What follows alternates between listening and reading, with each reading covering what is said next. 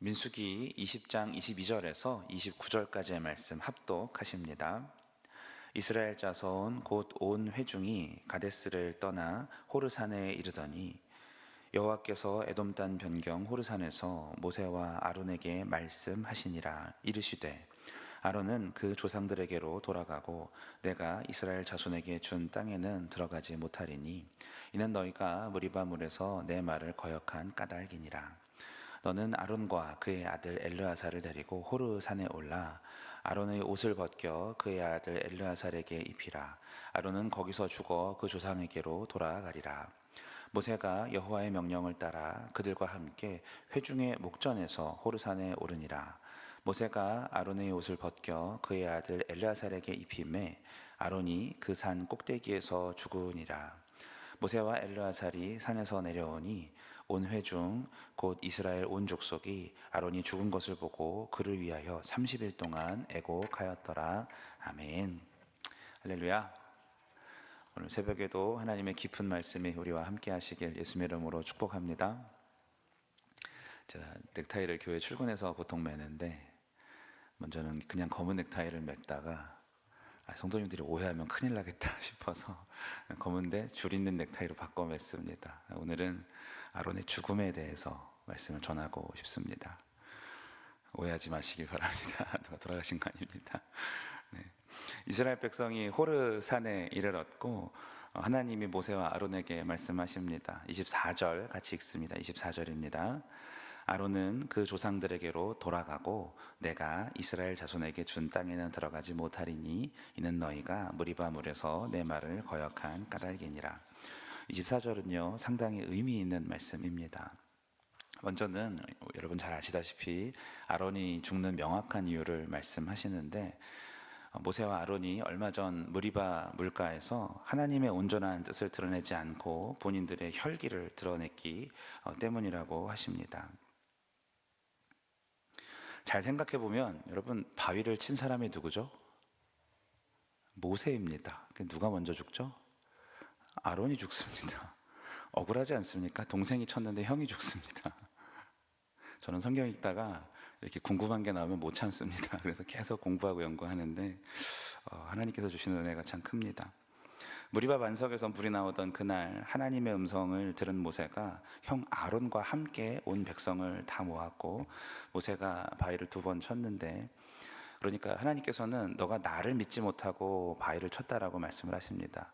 나의 말씀을 믿지 못하고가 아니라 나를 믿지 못하고. 이게 무슨 말이냐면 나의 말씀을 믿지 못하였다라고 하면 바위를 치면 바위에게 명하면 물이 나올까? 이걸 몰랐다라는 것이고 나를 믿지 못하였다는 말은 무슨 뜻일까요? 이 일 뒤에 있는 하나님의 큰 섭리를 모세와 아론이 망쳤다라는 뜻이겠죠. 조금 어렵나요? 네. 하나님께서는 이 백성의 불평과 잦은 불평과 이런 상황 속에서도 온유하게 바위를 명하여 물을 내게 하심으로 하나님께의 거룩하심이 하나님의 뜻이 세상과 다른 방법으로 이스라엘 백성들을 끝까지 인내하시고 이끄시는 그 하나님의 방법을 알리고 싶으셨는데 그것을 모세가 또 아론이 혈기를 부림으로 하나님의 거룩하심을 드러내지 못한 것이죠. 그래서 바위를 2번 친 사건 때문에 이들은 심판을 받게 되었습니다.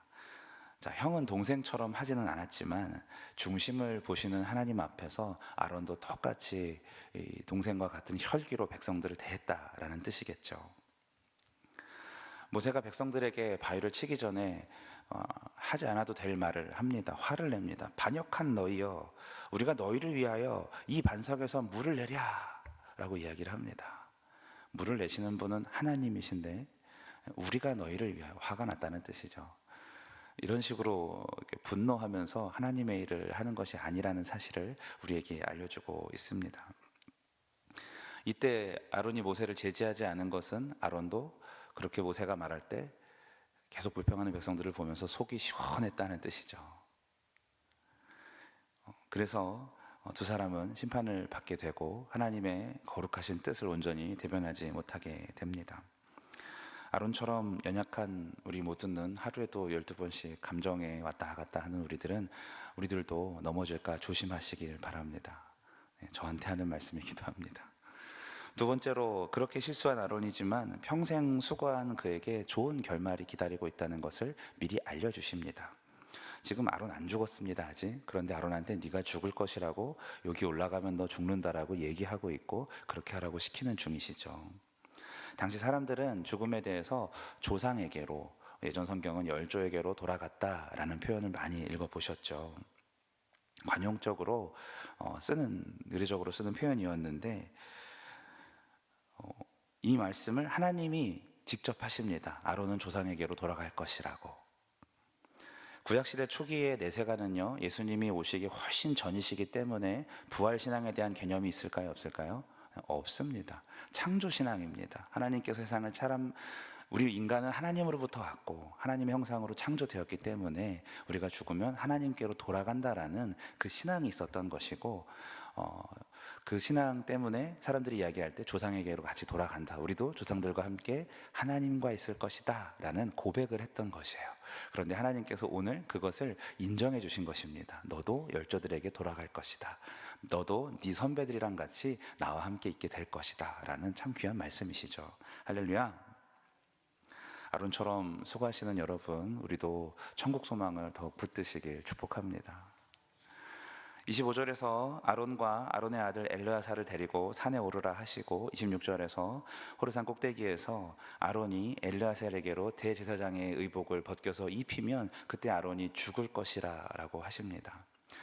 올라가다 힘들어서 죽는 거 아니고요, 갑자기 픽 하고 죽는 것이 아니고요, 아론이 입었던 대제사장의 의복을 잘 모세가 벗겨서 자기 아들한테 인수인계를 하면 그 아들이 옷을 입고, 마지막에 이제 여호와께 성결 관을 딱 차는 순간, 에봇을 입고 관을 차는 순간 그때 죽을 것이라고 말씀하셨고 그대로 이루어집니다. 아론의 죽음은 40년 동안 광야를 함께 떠돌았던, 먼저는 광야 1세대의 종결을 의미합니다. 이 사람들은 광야에서 다 죽고 다음 세대가 태어나게 되었죠. 20세 이상으로는 다 죽습니다. 가데스 바네아의 정탐 때 하나님의 말씀을 믿지 못하고 반역하였기 때문입니다. 이 사건을 잘 나타내는 게 여러분 도피성 규정에 있습니다. 이것은 나중에 여호수아의 무리가, 그러니까 모세도 죽고 여호수아의 무리가 가나안 땅으로 정착하였을 때에 도피성을 지어서 부지 중에 사람을 죽인 사람이, 고의가 아닌 살인자들이 죽임을 당할까봐, 가족들에게 보복을 당할까봐 도피성에 피해 있으라고 그랬는데, 그때가 언제까지일까요? 이 모든 죄가 사면해질 때가 대제사장이 죽는 날입니다. 그러면 그는 다시 가족들에게로 돌아가서 새로운 대제사장과 함께 죄를 짓지 말고 죄를 두려워하고 다시 살아갈 수 있는 힘을 주시는 것이죠. 대제사장이 죽는 말은 그간 지었던 커다란 죄악이 있는 사람을 용서해줬다라는 의미가 여기에 있게 됩니다. 그래서 아론과 함께 1세대에 대한 심판이 끝나고 이제 2세대가 새롭게 출발하는 것이 오늘의 말씀이기도 한 것이죠. 27절에 하나님의 명령에 따라서 아론은 그 대제사장의 의복을 입은 채로 동생과 함께 인생 최후의 장소로 이동하고 있고, 온 회중이 산 아래에서 이것을 바라보고 있습니다. 백성들이 마지막으로 자신들의 대제사장이 최후의 길을 걸어가는 것을 보고 있는 상황입니다. 그 직분이 하나님께서 주시고 하나님께서 거두게 하시는 것이구나를 그냥 깨닫게 되는 것이죠. 눈으로 보고 깨닫게 됩니다. 자, 아론의 마음은 어땠을까요? 한번 생각해 봅시다. 제가 오늘 교회에 오면서 아론의 마음을 생각하면서 천천히 와봐야겠다 이런 생각을 했는데, 괜시리 어젯밤에 설교 준비하면서 이렇게 눈물이 글썽거리더라고요. 열조로 돌아갈 것이라고 믿기 때문에 어떤 두려움보다는 소망이 있었을 것이고, 사명을 감당하고 물려주면서 이 다음 세대를 바라보면서 저들이 나보다 더 훌륭한 사람들이었으면 좋겠다라는 마음을 가졌을 것입니다. 백성들과 함께 겪은 기나긴 40년간의 광야 생활 동안 체험했던 하나님의 기적과 하나님의 보호하심에 대한 감사가 또한 있었을 것이고, 부족한 자기 모습에 대한 회개가 있었을 것입니다. 이런 태도로 우리가 날마다 살아간다면 우리 인생이 얼마나 하나님 앞에서 거룩할 수 있을까요? 할렐루야. 말씀한 대로 아들에게 엘르아살에게 모세가 옷을 벗겨서 입혀주니 아론이 바로 죽습니다. 민수기 33장 38절에 보면 광야에서 40년 되던 해의 5월 1일 아론의 나이 123세에 그렇게 생을 마감합니다. 마지막까지 자신의 사명이 아들에게 이어지는 것을 보고 바로 죽습니다. 장례가 나면 보통 7일을 애곡하는데 모세와 아론이 죽었을 때는 백성들이 우를 다해서 30일 동안 애곡하는 것이 오늘 말씀의 마지막이었죠. 여러분, 오늘 말씀을 보면서 무엇을 느끼십니까? 아론은 하나님의 뜻에 따라 대제사장으로 위임을 받고 그 옷을 입은 다음에 하나님의 뜻에 따라 그 옷을 벗었습니다. 마지막 순간까지 사명을 따라 살고 물려줄 때 죽은 사람입니다. 그랬더니 하나님의 사명이 아론에게서 대제사장 엘르아셀에게로 넘어가게 됩니다. 흐르게 됩니다. 이것이 우리가 교회에서 사랑하는 후배들에게 보여져야 될 모습인 줄로 믿습니다. 가정에서 자녀들에게 물려줘야 할 믿음의 유산인 줄로 믿습니다. 우리도 사실 아론처럼 실수가 많고 부족한 사람들이죠.